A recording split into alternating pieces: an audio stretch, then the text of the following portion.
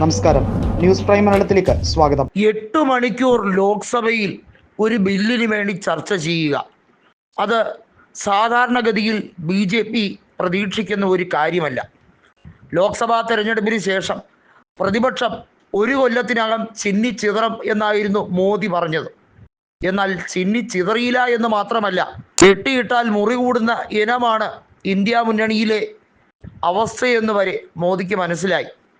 മോദി പല രീതിയിലുള്ള വർഗീയ കളികളും കളിക്കാൻ എല്ലാ നേതാക്കൾക്കും ആഹ്വാനം നൽകുന്ന രീതിയിൽ പരസ്യമായി തന്നെ വിദ്വേഷ പ്രകടനം അതിരൂക്ഷമാക്കിയാൽ പോലും അതിനെതിരെ കണ്ണടയ്ക്കുന്ന ഒരു തെരഞ്ഞെടുപ്പ് കമ്മീഷൻ, രാജ്യത്ത് ഒരു കളിപ്പാവയുടെ റോൾ മാത്രമുള്ള ഒരു കമ്മീഷൻ എന്നൊക്കെ പ്രതിപക്ഷം വെറുതെ പറയുന്നതല്ലായിരുന്നു.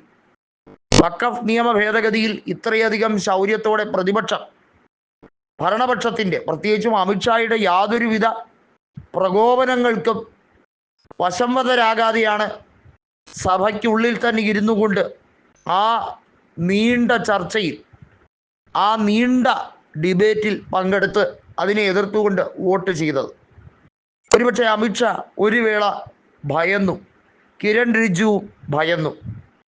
തങ്ങളുടെ എല്ലാ പരിപാടികളും അവസാനിക്കാൻ പോവുകയാണോ എന്ന് പോലും ഒരു വട്ടം തോന്നി.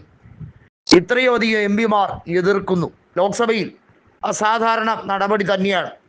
രാജ്യസഭ അത് പാസ്സാക്കി എടുത്താൽ പോലും അവിടെ കുറേയധികം മാനദണ്ഡങ്ങളുണ്ട്. വഖഫ് നിയമ ഭേദഗതി കൃത്യമായ രീതിയിലല്ല നടപ്പിലാക്കിയത്.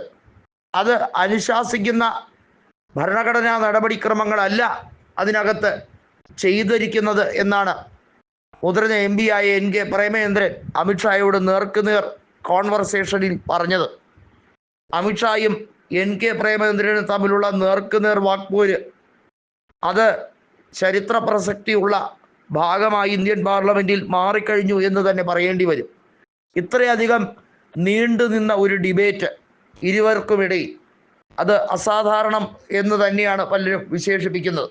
ലോക്സഭയിൽ പ്രതിപക്ഷ നേതാവും കോൺഗ്രസിൻ്റെ മുതിർന്ന പലരും താല്പര്യപ്പെട്ടല്ല അവിടെ ഇരിക്കുന്നത് എന്ന രീതിയിൽ അതിനെ വളച്ചൊടിക്കാൻ BJP നേതാക്കളൊക്കെ ശ്രമിച്ചു. എന്നാൽ കോൺഗ്രസ് അതിന് കൊടുത്ത മറുപടി, JPC-യിൽ പോലും കൃത്യതയാർന്ന നിലപാട് പോലും എടുക്കാത്ത BJP കാര്യലാഭത്തിന് വേണ്ടി നടത്തുന്ന വർഗീയ പ്രീണനം ലക്ഷ്യമിട്ടുകൊണ്ട്, ഹൈന്ദവ ധ്രുവീകരണം ലക്ഷ്യമിട്ടുകൊണ്ട് നടത്തുന്ന ഈ പദ്ധതി നടപ്പിലാക്കാൻ കുറേയധികം വെള്ളം കുടിക്കും എന്ന് തന്നെയാണ് പറഞ്ഞത്. ഒരു ഘട്ടത്തിലും പ്രതിപക്ഷം അവകാശവാദം ഉന്നയിച്ചില്ല ഈ ബില്ല് തള്ളിപ്പോകുമെന്നോ ഒന്നും. എന്നാൽ പ്രതിപക്ഷത്തിൻ്റെ ഈ അടങ്ങാത്ത ശക്തമായ ശൗര്യം ഒരു വേള അമിത്ഷായെ ഞെട്ടിപ്പിച്ചു.